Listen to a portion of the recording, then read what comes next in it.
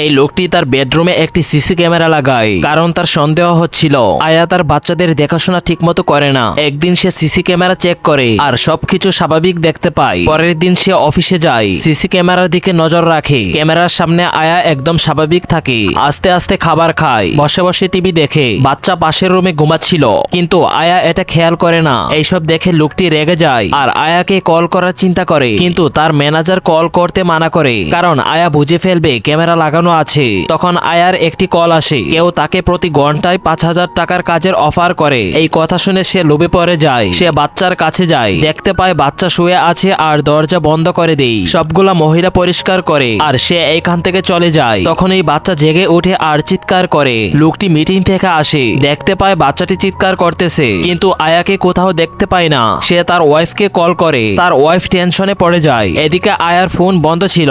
লোকটি তাড়াতাড়ি বাসায় যাওয়ার চিন্তা করে, কিন্তু বাসায় অ্যাক্সিডেন্ট হয়ে যায়।